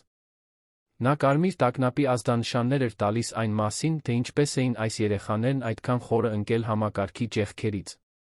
Արմենն իր պենթհաուսի սենյակներից մեկը, որը գտնվում էր Կասկադի մոտ, վերածեց աղջիկների համար հարմարավետ տարածքի։ Գնեց նոր մահճակալներ, պահարանը լցրեց հագուստով, պատերը զարդարեց գունավոր նկարներով։ 5 տարվա մեջ առաջին անգամ, Աննայի մահից հետո, այդ բնակարանը նորից կյանք ստացավ, երեխաների ծիծաղը արձագանքում էր միջանցքներում։ Դա մինույն ժամանակ ցավոտ էր մխիթարական։ Ամեն անգամ, երբ տեսնում էր Անին ու Նանեին խաղալիս, Արմենը տեսնում էր նա Աննային այնտեղ, նրա ժպիտը, նրա ուրախությունը, նրա բարությունը։ Եվ հասկանում էր, որ գուցե Աննան ավելի մեծ ժառանգություն էր թողել, քան նա պատկերացնում էր, որ այդ հանդիպումը սուպերմարկետում պատահականություն չէր եղել։ Բայց ամեն ինչ հարթ չէր։ Սպառնալիքները շարունակվում էին։ Անանուն հաղորդագրություններ հեռախոսին, առանց հասցեի նամակներ, թողնված շենքի մուտքի մոտ, գիշերվա կեսին զանգեր, խեղաթյուրված ձայներով, որոնք միշտ նույն բանն էին կրկնում, վերադարձրու աղջիկներին, մոռացիր ինչ բացահայտել ես, վերադարձիր քո կյանքին։ Արմենն ուժեղացրեց շենքի անվտանգությունը, վարձեց մասնավոր թիկնապահներ, որոնք ուղեկցում էին իրեն, տեսախցիկներ տեղադրեց ամենուր։ Բայց գիտեր, որ պայքարում է ավելի մեծ բանի դեմ, մի ցանցի, որը շոշափուկներ ուներ ամենուր։ Մի օր, երբ աղջիկները ճաշից հետո հանգստանում էին, Արմենը որոշեց գնալ այն հասցեով, որը գրված էր Անիի տված թղթի վրա։ Իր հետ վերցրեց Տիգրանին 2 թիկնապահի։ Վայրը շենքավիթում էր, հին ու քայքայված շենքում, շրջապատված նեղ նրբանցքներով ու մանր արտրի կետերով։ Նրանք մեքենան կայանեցին մի թաղամաս հեռու գնացին ոտքով։ Արմենը հասարակ հագուստ էր հագել, փորձելով ուշադրություն չգրավել, բայց դժվար էր լիովին քողարկել իր կեցվածքը, քայլվածքը, հարմարավետ կյանքի նշանները։ Շենքը 5 հարկանի էր բորբոսի ու լքվածության հոտ էր գալիս։ Դռնապան չկար, մուտքի դուռը կոտրված էր։ Նրանք բարձրացան աստիճաններով մինչ 3-րդ հարկ, որտեղ գտնվում էր 13-րդ բնակարանը, թղթի վրա նշված համարը։ Արմենը թակեց դուռը։ Ոչինչ։ Նորից թակեց, ավելի ուժեղ։ Ներսում շարժ լսվեց, մոտեցող քայլեր։ Դուռը բացվեց ընդամենը մի ճեղքով, շղթայով փակված։ Մի աչք նրանց դիտում էր բացվածքից։ Ինչ եք ուզում, հարցրեց մի կնոջ ձայն, խռպոտ ու կասկածամիտ։ Տեղեկություններ ենք փնտրում, ասաց Արմենը։ Երեխաների մասին, որոնք ապրել են Սուրբ Աստվածամոր մանկատանը։ Եվ մեկի մասին, որը հայտնի է որպես Բու։ Դուռը հանկարծ փակվեց։ Նրանք լսեցին իրեր տեղաշարժելու, շտապելու ձայներ։ Տիգրանը նայեց Արմենին։ Փախչելու է։ Նրանք փորձեցին ուժով բացել դուռը, բայց այն ամուր էր։ Թիկնապահներից մեկը վերջապես կարողացավ կոտրել այն, նրանք մտան բնակարան։ Վայրը փոքր էր, կեղտոտ, հին կահույքով լի։ Պատերին լուսանկարներ կային, երեխաների լուսանկարներ։ Տասնյակներով։ Արմենի ստամոքսը շուռ եկավ, երբ ճանաչեց այդ դեմքերից մի քանիսին, երեխաներ, որոնց տեսել էր մանկատանը տարիներ առաջ, այդ թվում Անիին։ Կինը դուրս էր եկել պատուհանից, իջնելով հրշեջ սանդուղքով։ Նրանք փորձեցին հետել, բայց նա արագ էր, ճանաչում էր յուրաքանչյուր նրբանցք, յուրաքանչյուր կարճ ճանապարհ։ Անհետացավ փողոցի ամբոխի մեջ։ Արմենը վերադարձավ բնակարան, սկսեց ուշադիր զննել ամեն ինչ։ Կային թղթապանակներ, փաստաթղթերով, անունների ցուցակներով, հասցեներով, հեռախոսահամարներով։ Դրանք երեխաների գրանցումներ էին, բոլորը Սուրբ Աստվածամոր մանկատնից կամ նմանատիպ այլ վայրերից։ Կային նշումներ ֆիզիկական բնութագրերի, տարիքների, վարքագծի մասին։ Սարսափելի էր, կարծես ապրանքներ լինեին, որոնք կատալոգավորվում են։ Տիգրանը մի անկյունում հին համակարգիչ գտավ։ միացրեց, ի զարմանս իրեն, գաղտնաբար չկար։ Սկսեց փնտրել ֆայլերում, գտավ նամակագրություններ, էլեկտրոնային նամակներ, փոխանակված տարբեր մարդկանց հետ։ Մի անուն հաճախ էր հայտնվում՝ Արթուր Ավետիսյան, կամ ինչպես նրան անվանում էին նամակներում՝ Բու։ Հաղորդագրությունները խոսում էին փոխանցումների, առաքումների, վճարումների մասին։ Օգտագործում էին կոդեր, բայց հնարավոր էր հասկանալ էությունը։ Երեխաները տեղաշարժվում էին ինչպես խաղաքարեր շախմատի տախտակի վրա։ Թիկնապահներից մեկը գտավ մի բան, որն էլ ավելի սարսափելի էր։ Ներկառուցված պահարանում, հին հագուստի հետում թաքնված, փոքրիկ չհրկիզվող պահարան կար։ Որոշ ջանքերով կարողացան բացել, ներսում գտան փող, շատ կանխիկ փող, փաստաթղթեր, որոնք կեղծ անձնագրերի էին նման։ Բայց ամենաշատը ուշադրություն գրավեց Սուրբ Աստվածամոր մանկատան խորհրդանիշով կնքված ծրարը։ Արմենը բացեց դողացող ձեռքերով։ Ներսում հին լուսանկարներ էին, մանկատան, երեխաների, անձնակազմի լուսանկարներ։ Եվ դրանցից մեկում Արմենը տեսավ իրեն, ավելի երիտասարդ, Աննային գրկած։ Նրա կողքին, փոքրիկ ու ամաչկոտ, կանգնած էր Անին։ Իսկ հետին պլանում, կիսով չափ մշուշոտ, պատուհանից փախած կինն էր։ Նա աշխատում էր մանկատանը։ Արմենը զգաց, որ ոտքերը թուլանում են։ Նստեց կոտրված աթոռին, բռնած լուսանկարը, փորձելով մարսել այս ամենը։ Այս կինը ճանաչում էր Աննային։ Ճանաչում էր Անիին։ Նա սկզբից ետ ներգրավված էր։ Տիգրան, կանչեց նա, ձայնը խռպոտ դուրս գալով։ Դու ճանաչում ես այս կնոջը։ Տիգրանը վերցրեց լուսանկարը, ուշադիր ուսումնասիրեց։ Դեմքը գունատվեց։ Կարինե, ասաց նա։ Կարինե Վարդանյան։ Նա մանկատանը վարչական օգնական էր։ Զբաղվում էր թղթաբանությամբ, գրանցումներով, այդպիսի բաներով։ Բայց երբ մանկատունը փակվեց, հետաքննությունները սկսվեցին, նա անհետացավ։ Ոչ ոք չկարողացավ գտնել նրան, ցուցմունք տալու համար։ Եվ հիմա գիտենք, թե ինչու, ասաց Արմենը, զգալով զայրույթը, խառնված խորը տխրության հետ։ Նա սկզբից ետ այս սխեմայի մեջ է եղել։ Օգնել է գողանալ այս երեխաներին, ջնջել նրանց հետքերը, հանձնել այս ցանցին։ Նրանք հավաքեցին այն ամենը, ինչ կարողացան որպես ապացույց, դուրս եկան բնակարանից։ Արմենը գիտեր, որ պետք է դա տանի իշխանություններին, բայց նա գիտեր, որ եթե այս ցանցն այդքան լավ կառուցված է, այդքան պաշտպանված, հավանաբար ներթափանցած մարդիկ ունի տարբեր տեղերում, այդ թվում ոստիկանությունում։ Պետք էր լինել ռազմավարական զգույշ։ Մի սխալ քայլ, աղջիկները կարող էին էլ ավելի մեծ վտանգի մեջ հայտնվել։ Վերադառնալով բնակարան, Արմենը գտավ աղջիկներին հյուրասենյակում նկարելիս։ Անին գունավոր մատիտների տուփ ու թուղթ էր ստացել, Նանեին սովորեցնում էր ծաղիկներ նկարել։ Տեսարանն այնքան մաքուր էր, այնքան հույսով լի, որ Արմենը գրեթե քաջություն չունեցավ դրսի աշխարհի ստվերները ներս բերել։ Բայց Անին ինչ-որ բան նկատեց նրա դեմքին։ Դուք այն տեղում էիք, ասաց նա։ Դա հարց չէր, այլ հաստատում։ Դուք տեսաք լուսանկարները։ Արմենը նստեց գետնին, նրանց կողքին։ Տեսա, հաստատեց նա։ Անի, այն բնակարանի կինը, Կարինեն։ Դու նրան ճանաչում ես։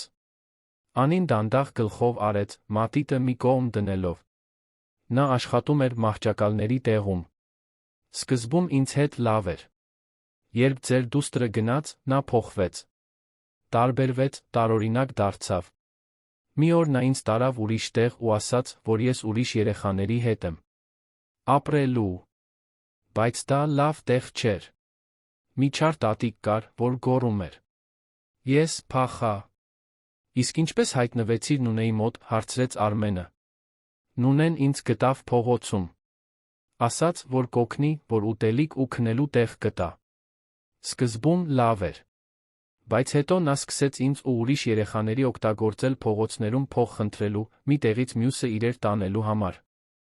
Նա ամբողջ փողը իրեն էր վերցնում։ Եթե փող չէինք բերում, գոռում էր, երբեմն ծեծում։ Ես մի քանի անգամ փորձեցի փախչել, բայց նա միշտ ինձ գտնում էր։ Արմենը զգաց, թե ինչպես է զայրույթը պայթում իր ներսում։ Այս մարդիկ գողացել էին Անիի մանկությունը, անմեղ աղջնակին դարձրել էին մի երեխա, որը պետք է գոյատեր փողոցներում։ Եվ քանի ուրիշ երեխա էր նույնի միջով անցնում։ Քանի ուրիշ Անի ու Նանե կար այնտեղ, անտեսանելի, մոռացված։ Այդ գիշեր, երբ աղջիկները քնեցին, Արմենը փակվեց աշխատասենյակում Տիգրանի հետ։ Նրանք բոլոր փաստաթղթերը փռեցին սեղանին, փորձելով հավաքել գլուխկոտրուկը։ Տիգրանը երեխաների շահագործման դեպքերի փորձ ուներ, գիտեր օրինաչափությունները, մարտավարությունը։ Նա բացատրեց, որ սովորաբար այս ցանցերը շերտերով են աշխատում։ Հիմքում հավաքողներն են նույնի նման մարդիկ, որոնք փողոցներից խոցելի երեխաներ են հավաքում։ Մեջտեղում կազմակերպիչներն են, ինչպիսին հավանաբար Կարինեն էր, որոնք զբաղվում են լոգիստիկայով, կեղծ փաստաթղթերով, գրանցումներով։ Իսկ վերում բունը, այն մարդը, որը վերահսկում է ամեն ինչ, որն ունի կապեր, իշխանություն, պաշտպանություն։ Մենք պետք է հասնենք նրան, ասաց Արմենը։ Մենք պետք է սա քանդենք վերից ներք։ Վտանգավոր է, զգուշացրեց Տիգրանը։ Այդպիսի մարդիկ պաշտպանություն ունեն, կարևոր մարդիկ ունեն գրպանում։ Եթե նրանք իրենց սպառնալիքի տակ զգան, կարող են արձագանքել այնպիսի ձևով, որ մենք նույնիսկ չենք պատկերացնում։ Ես գիտեմ ռիսկերի մասին, պատասխանեց Արմենը։ Բայց ես չեմ կարող ուղղակի ձացնել, թե ոչինչ չեմ տեսել։ Ոչ այս ամենից հետո։ Աննան դա չէր ուզենա։ Նա միշտ ուզում էր օգնել, միշտ մտահոգվում էր մյուս երեխաների համար։ Հիմա ես հասկանում եմ, որ սա այն ժառանգությունն էր, որ նա ուզում էր թողնել։ Եվ ես կպատվեմ դա։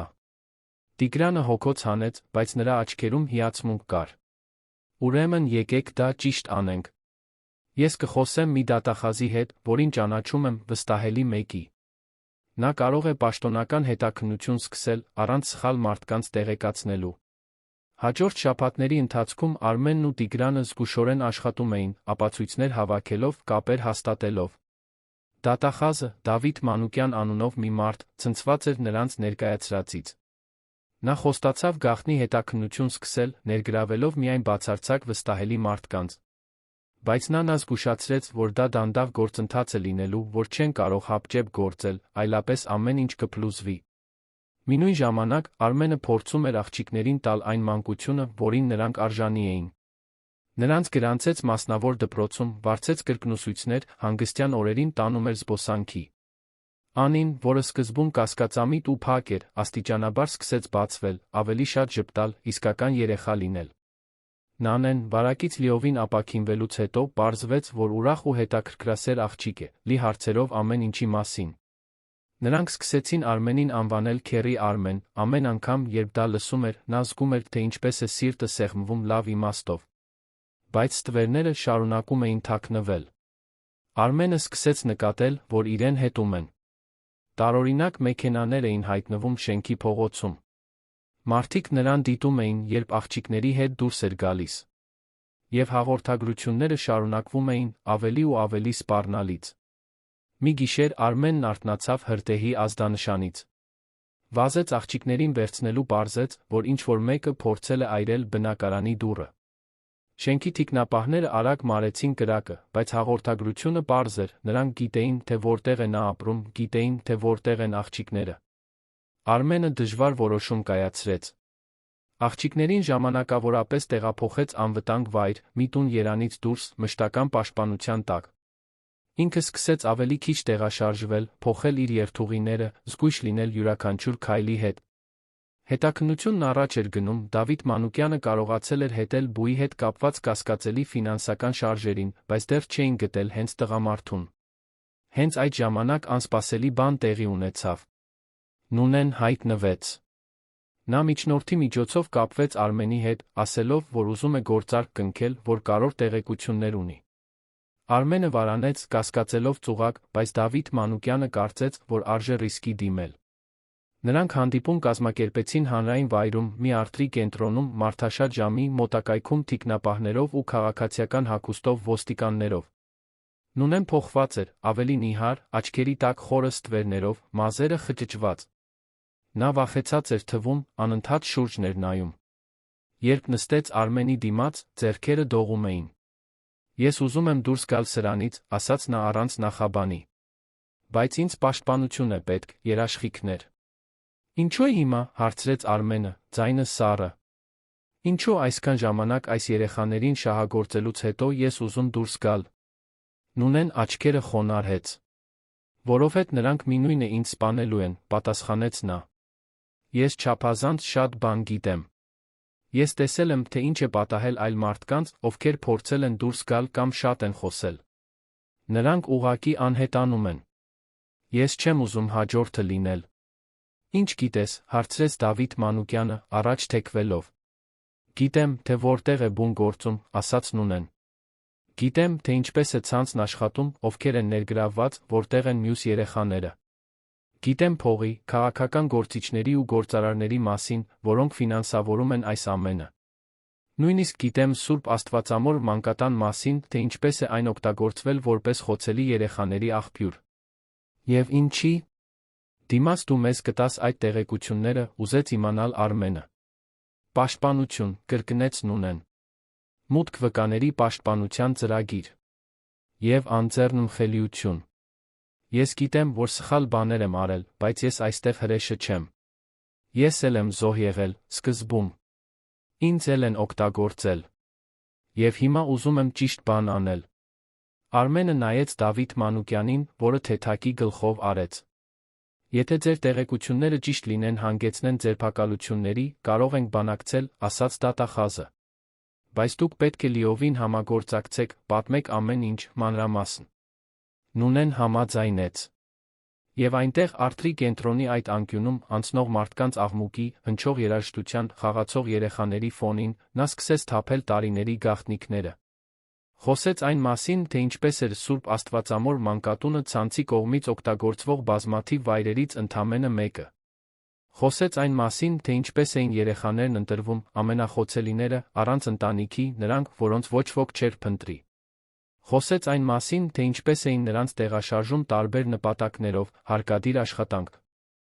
կազմակերպված մուրացկանություն, նույնիսկ ավելի վատ բաներ, որոնք նա նույնիսկ չէր ուզում մանրամասնել։ Իսկ Բոն, հարցրեց Արմենը։ Ո՞վ է նա իրականում։ Նունեն խորը շունչ քաշեց։ Արթուր Ավետիսյան։ Գործարար, հարգված, մի քանի կեղծ ընկերությունների սեփականատեր։ Նա ցանցն օգտագործում է ոչ միայն շահագործման, այլ փողերի լվացման համար։ Երեխաները շատ ավելի մեծ սխեմայի ընդամենը մի մասն են։ Նա պաշտպանություն ունի կարևոր մարդկանց կողմից, քաղաքական գործիչներ, դատավորներ, ոստիկաններ։ Դրա համար էլ ոչ ոք երբեք չի կարողացել նրան դիպչել։ Ինչպես հասնենք նրան, հարցրեց Դավիթ Մանուկյանը։ Միջոցառում կա, ասաց Նունեն։ 1 շաբաթից։ Արվեստի բարեգործական աճուրդ։ Նա միշտ գնում է բարի մարդու տեսքը պահպանելու համար։ Դա հնարավորություն է նրան հրապարակավ դիմակայելու, վկաներով, մամուլով։ Նա այնտեղ չի կարողանա անհետանալ կամ որևէ մեկին սպառնալ։ Արմենը զգաց, որ իր ներսում ինչ-որ բան փոխվում է։ Վերջապես նրանք ծրագիր ունեին, իրական հնարավորություն, վերջ տալու դրան։ Բայց նա գիտեր, որ պատրաստվում է դիմակայել այս պատմության ամենավտանգավոր մարդուն, մի մարդու, որը ոչնչացրել էր անթիվ կյանքեր, չէր վարանի ոչնչացնել նա իրենը։ Երբ այդ գիշեր վերադարձավ տուն, Արմենը երկար ժամանակ արթուն մնաց, պատուհանից նայելով երանի լույսերին։ Մտածեց Աննայի մասին, թե ինչպես նա կհպարտանար իրենով, այս երեխաների համար պայքարելու համար։ Մտածեց Անիի ու Նանեի մասին, նրանց արժանի ապագա տալու մասին։ Եվ մտածեց բոլոր մյուս երեխաների մասին, որոնք դեռ թակարդում էին այդ ցանցում, սպասելով մեկին, ով կտեսնի նրանց, ով կմտահոգվի։ Նա վերցրեց հեռախոսը, զանգահարեց Տիգրանին։ Մոտենում ենք վերջին, ասաց նա։ 1 շաբաթ, մենք կդիմակայենք բուին։ Ինձ հետ ես։ Մինչ վերջ, առանց վարանելու պատասխանեց Տիգրանը։ Եվ այսպես, մինչ քաղաքը քնած էր, ծրագրեր էին կազմվում, ռազմավարություններ մշակվում, մի լուր բանակ պատրաստվում էր մի ճակատամարտի, որը կորոշեր բազմաթիվ անմեղ կյանքերի ճակատագիրը։ Բարեգործական աճուրդի գիշերը եկավ մի լարվածությամբ, որը Արմենը զգում էր մաշկի վրա։ Միջոցառումը տեղի էր ունենում Արարատ սրահում, Երանի կենտրոնում գտնվող շքեղ մի վայրում, որտեղ հաճախում էր երանյան էլիտան։ Արմենը հագել էր իր լավագույն կոստյումը, ոչ թե սնափառությունից, այլ որովհետև պետք էր խառնվել այդ միջավայրին, առանց կասկածներ հարուցելու։ Տիգրանը գնալու էր որպես նրա ուղեկից, իսկ Դավիթ Մանուկյանը ներկա էր լինելու քննիչների քաղաքացիական հագուստով ոստիկանների զուսպ թիմով։ Նունեն թաքնված էր դրսում գտնվող միկրոավտոբուսում, պատրաստ հաստատելու բուի ներկայությունը։ Երբ Արմենը մտավ սրահ, նրան դիմավորեց չափազանցված շքեղության միջավայր։ Բյուրեղյա ջահերը լուսավորում էին արժեքավոր արվեստի գործերով զարդարված պատերը, մատուցողները շրջում էին շամպայնի նրբահամ խորտիկների սկուտեղներով, իսկ էլեգանտ հագնված մարդիկ զրուցում էին փոքր խմբերով, ծածնելով հետաքրքրություն բարեգործության նկատմամբ, մինչ ցուցադրում էին թանկարժեք զարդեր ու ժամացույցներ։ Արմենը թեթ սրտխառնոց զգաց, մտածելով, որ հենց այդ պահին, մի քանի կիլոմետր հեռավորության վրա, Անի ու Նանեի նման երեխաները պայքարում էին գոյատելու համար, անտեսանելի այս ողջ մարդկանց համար։ Նա Տիգրանի հետ շրջեց սրահով, բարելով ծանոթներին, պահպանելով արտաքին տեսքը։ Սիրտը արագ էր բաբախում, բայց նա ստիպում էր իրեն հանգիստ արտահայտություն պահպանել։ Հանկարծ հեռախոսը թրթռաց։ Հաղորդագրություն էր Նունեից, նա հենց նոր եկավ, մոխրագույն կոստյումով, ճերմակ մազերով, բարի մոտ է։ Արմենը նայեց նշված ուղղությամբ, տեսավ նրան։ Արթուր Ավետիսյան, բուն։ Նա մոտ 60 տարեկան տղամարդ էր, էլեգանտ կեցվածքով, հեշտ ժպիտով, բոլորին ծանոթի պես բարելով։ Նա թվում էր վերջին մարդը, որին կարելի էր պատկերացնել երեխաների շահագործման ցանցի հետում։ Եվ հենց դրա համար էլ նա կարողացել էր այդքան երկար գործել, առանց բռնվելու։ Արմենը խորը շունչ քաշեց, սկսեց մոտենալ։ Տիգրանը նրան հետում էր մոտիկից։ Դավիթ Մանուկյանը, սրահի մյուս կողմից, զուսպ նշան արեց, ցույց տալով, որ պատրաստ է։ Ծրագիրը պարզ էր։ Արմենը խոսակցություն կսկսեր, կփորձեր ստիպել Արթուրին ինչ-որ կերպ բացահայտվել, մինչ ամեն ինչ ձայնագրվում էր։ Հաջողության դեպքում նրանք բավարար ապացույցներ կունենային ձերբակալության համար։ Բայց Արմենը գիտեր, որ Արթուրի նման մարդիկ զգույշ են, հազվադեպ են սխալներ թույլ տալիս։ Պարոն Ավետիսյան, ասաց Արմենը մոտենալով, ձեռքը մեկնելով։ Արմեն Սարգսյան։ Կարծում եմ, մի քանի միջոցառումների ժամանակ տեսել ենք իրար։ Արթուրը ամուր սեղմեց նրա ձեռքը, սիրալիր ժպիտը մի վայրկյան անգամ չխախտվեց։ Իհարկե, պարոն Սարգսյան։ Անշարժ գույքի ոլորտի հայտնի գործարարը։ Հաճելի է։ Այսօր արվեստի գործերով հետաքրքրված եք։ Իրականում, ես ավելի շատ հետաքրքրված եմ սոցիալական աշխատանքի մասին խոսելով, ասաց Արմենը, բառերը զգուշորեն ընտրելով։ Վերջերս ներգրավվել եմ խոցելի իրավիճակներում գտնվող երեխաների հետ կապված հարցերով։ Եվ ինձ ասել են, որ դուք նույնպես աջակցում եք այս ոլորտի որոշ նախաձեռնությունների։ Արթուրի աչքերում ինչ-որ բան փոխվեց, ընդամենը մի վայրկյանի մասով, բայց Արմենը նկատեց։ Դա հաշվարկ էր, գնահատում։ Այո, ես աջակցում եմ մի քանի հաստատությունների, հանգիստ պատասխանեց Արթուրը։ Կարող է հասարակությանը փոխհատուցել։ Բայց խոստովանում եմ, որ սովորաբար ուղղակիորեն չեմ ներգրավվում։ Նախընտրում եմ նվիրատվություններ անել թողնել, որ մասնագետները զբաղվեն դաշտային աշխատանքով։ Հետաքրքիր է, շարունակեց Արմենը։ Որովհետև ես վերջերս բացահայտեցի, որ կա մի շատ լավ կազմակերպված ցանց, որն օգտվում է այդ երեխաներից։ Եվ բու անունը բավականին հաճախ է հայտնվել իմ հետաքննություններում։ Արթուրի ժպիտը վերջապես խախտվեց։ Նա մի կում շամպայն խմեց, ժամանակ շահելով մտածելու համար։ Ներողություն, չհասկացա, թե ուր եք տանում այս խոսակցությունը, ասաց նա, ձայնը պահպանելով բարեկամական տոնը, բայց սառնության նոտայով։ Տիգրանը մոտեցավ։ Ես աշխատում էի Սուրբ Աստվածամոր մանկատանը, ասաց նա։ Հիշում եմ կասկածելի փաստաթղթեր ու տեղաշարժեր։ Եվ հիմա, տարիներ անց, մենք բացահայտեցինք, որ կար մի ցանց, որն օգտագործում էր այդ մանկատունը որպես երեխաների աղբյուր շահագործման համար։ Արթուրը նայեց նրանց մեկին մյուսի հետից, առաջին անգամ Արմենը տեսավ դիմակի հետում թաքնված իսկական մարդուն։ Աչքերը դարձան կոշտ, հաշվարկող։ Դուք շատ լուրջ մեղադրանքներ եք անում, ասաց նա ցածրաձայն։ Հուսով եմ, ապացույցներ ունեք ձեր ակնարկների համար։ Ունենք, պատասխանեց Արմենը։ Ունենք փաստաթղթեր, վկաներ, ֆինանսական գրանցումներ։ Եվ ունենք երկու աղջիկ, որոնք վերապրել են ձեր սխեման, պատրաստ են ամեն ինչ պատմել։ Արթուրի դեմքը գունատվեց։ Մի պահ Արմենը մտածեց, որ նա կժխտի ամեն ինչ, որ կպահպանի դիմակը։ Բայց հետո անսպասելի բան տեղի ունեցավ։ Արթուրը ցածր ու դառը ծիծաղեց։ Դուք գաղափար չունեք, թե ուր եք մտել, ասաց նա։ Դուք կարծում եք, թե կարող եք ուղղակի հայտնվել այստեղ ու ինձ դիմակայել։ Կարծում եք, ես պաշտպանություն չունեմ։ Այդ պահին Դավիթ Մանուկյանը մոտեցավ իր քննիչների հետ։ Պարոն Ավետիսյան, ասաց նա, ցույց տալով իր վկայականը։ Ես դատախազ Դավիթ Մանուկյանն եմ։ Մենք փաստաթղթերի առգրավման հրաման ունենք, կցանկանայինք, որ մեզ ուղեկցեք բացատրություններ տալու համար։ Ամբողջ սրահը կանգ առավ։ Զրույցները դադարեցին, բոլորի աչքերն ուղղվեցին այդ տեսարանին։ Արթուրը շուրջը նայեց, հասկանալով, որ շրջափակված է։ Դուք դրա համար զղջալու եք, ասաց նա Արմենին, ձայնը թույնով լի։ Կբացահայտեք, որ ինձ հետ գործ ունենալը շատ թանկ գին ունի։ Բայց նախքան կհասցներ ավելին ասել, տեղի ունեցավ մի բան, որը ոչ ոք չէր սպասում։ Մի կին մոտեցավ խմբին, հրելով մարդկանց։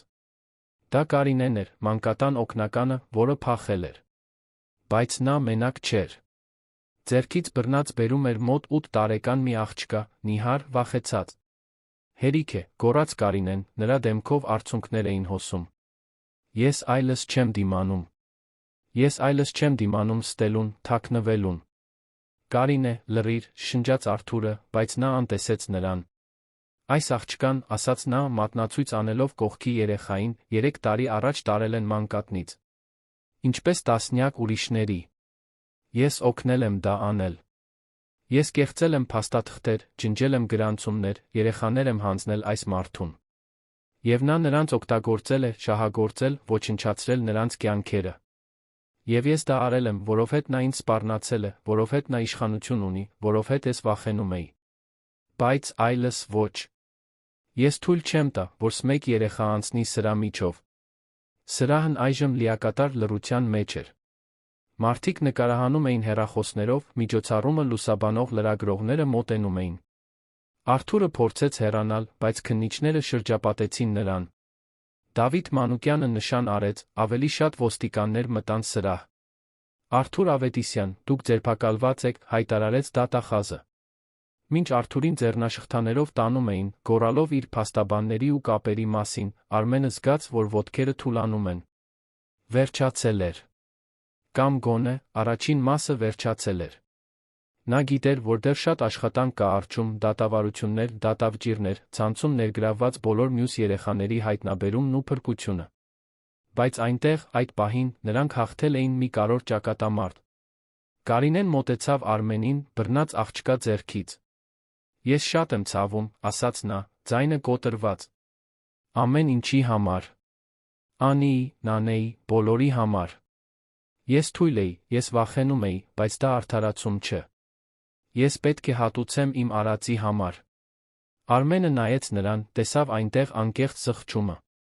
Դու կհատուցես, ասաց նա։ Բայց նա հնարավորություն կունենաս օգնելու սա ուղղել։ Կօգնես մեզ գտնել բոլոր մյուս երեխաներին։ Քո ցուցմունքը կտաս կապահովես, որ Արթուրն ու մյուս բոլոր ներգրավվածները դատապարտվեն։ Կարինեն գլխով արեց, գրկելով իր հետ եղած աղջկան։ Ես կանեմ այն ամենը, ինչ կարող եմ։ Հաջորդ օրերը խելահեղ էին։ Արթուր Ավետիսյանի ձերբակալությունը դարձավ համազգային նորություն։ Հետաքննությունն ընդլայնվեց, բացահայտելով մի ցանց, որը շատ ավելի հեռու էր գնում, քան որը մեկը պատկերացնում էր։ Քաղաքական գործիչներ ներգրավվեցին, հարգված գործարարների անունները արատավորվեցին, ողջ հասարակությունը ստիպված եղավ նայել մի խնդրի, որը միշտ նախընտրում էր անտեսել։ Երեխաներ փրկվեցին սարսափելի իրավիճակներից, տեղափոխվեցին պատշաճ մանկատներ, ստացան խնամք ու ուշադրություն։ Նունեն մտավ վկաների պաշտպանության ծրագիր, նրա ցուցմունքը վճռորոշ եղավ ցանցի մի քանի կետեր քանդելու համար։ Արմենը, այս ողջ գործընթացի ընթացքում, մնաց Անիի ու Նանեի կողքին։ Սկսեց երկու աղջիկների պաշտոնական որդեգրման գործընթացը, մի բան, որ երբեք չէր պատկերացնում, որ նորից կանի Աննային կորցնելուց հետո։ Բայց որքան շատ ժամանակ էր անցկացնում նրանց հետ, այնքան ավելի էր հասկանում, որ դա հենց այն էր, ինչ Աննան կուզենար։ Նա միշտ խոսում էր մյուս երեխաներին օգնելու, իրենց ունեցած սերն օգտագործելու մասին, աշխարհն ավելի լավը դարձնելու համար։ Եվ հիմա, Արմենը հասկանում էր, որ Աննան իր մեջ մի սերմ էր տնկել, որը միայն հիմա էր ծաղկում։ Ամբողջ խառնաշփոթից մի քանի շաբաթ անց, մի հանգիստ կիրակի առավոտ, Արմենը աղջիկների հետ այգում էր։ Նրանք խաղում էին խաղահրապարակում, ծիծաղում, վազվզում, իսկական երեխաներ լինելով։ Անին գիրացել էր, դեմքը կարմրել ու առողջ տեսք ուներ, աչքերը փայլում էին մի ուրախությամբ, որը Արմենը երբեք չէր տեսել։ Նանեն միշտ ամենախոսունը անհավանական պատմություններ էր պատմում արքայադուստրերի ու վիշապների մասին, ճոճանակը հրելով։ Արմենը նստած էր նստարանին, դիտում էր, երբ Տիգրանը միացավ նրան։ «Ինչպե՞ս ես», հարցրեց Տիգրանը։ Հոգնած, խոստովանեց Արմենը։ «Բայց լավ։ Իսկապես լավ, երկար ժամանակվա մեջ առաջին անգամ»։ «Աղջիկները լավ կլինեն», ասաց Տիգրանը։ «Դու նրանց տալիս ես այն կյանքը, որին արժանի են»։ «Ոչ», ուղղեց Արմենը։ «Նրանք ինձ են տալիս այն կյանքը, որին ես եմ արժանի։ Նրանք ինձ վերադարձրին նպատակ, առավոտյան արթնանալու պատճառ։ Ես 5 տարի ներսից մեռած էի, Տիգրան։ Աննայի մահից հետո։ Ես այնքան բարձր պատեր էի կառուցել իմ շուրջ, որ կարծում էի, թե այլս երբեք ոչինչ չեմ զգա։ Բայց այն օրը սուպերմարկետում, երբ տեսա Անին նվաստացնելիս, ինչ-որ բան կոտրվեց։ Եվ հիմա, նայելով նրանց, ես զգում եմ, որ Աննան այստեղ է ինձ հետ, ժպտում է, ասում, որ ես վերջապես հասկացա»։ Անին նկատեց, որ Արմենը նայում է, վազեց նրա մոտ։ «Քեռի Արմեն», կանչեց նա, հիմա միշտ այդպես էր կանչում։ «Արի մեզ ճոճանակի վրա ճոճիր»։ Արմենը ժպիտով ոտքի կանգնեց։ «Իհարկե, արքայադուստր»։ Նա առավոտվա մնացած մասն անցկացրեց նրանց հետ խաղալով, ճոճանակը հրելով, գնդակ խաղալով, հիմար բաների վրա ծիծաղելով։ Եվ նրանց յուրաքանչյուր ծիծաղի մեջ նա լսում էր Աննայի արձագանքը, զգում նրա ներկայությունը, նրա հավանությունը։ Այն աղջնակը, որին նա կորցրել էր, շարունակում էր ապրել այն բարության մեջ, որը նա հիմա տարածում էր, այն սիրո մեջ, որը նա տալիս էր այս երկու երեխաներին, որոնք այդքան կարիք ունեին։ Այդ գիշեր, Անին ու Նանեին քնեցնելուց հետո, Արմենը գնաց այն սենյակ, որը Աննային էր եղել, որը նա անձեռնխելի էր պահել 5 տարի։ Նա մտավ, մի բան, որ հազվադեպ էր անում, նստեց մահճակալին։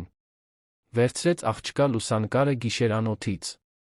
Նա ժպտում էր տեսախցիկին, այն կյանքով լի աչքերով, որոնք նա այդքան սիրում էր։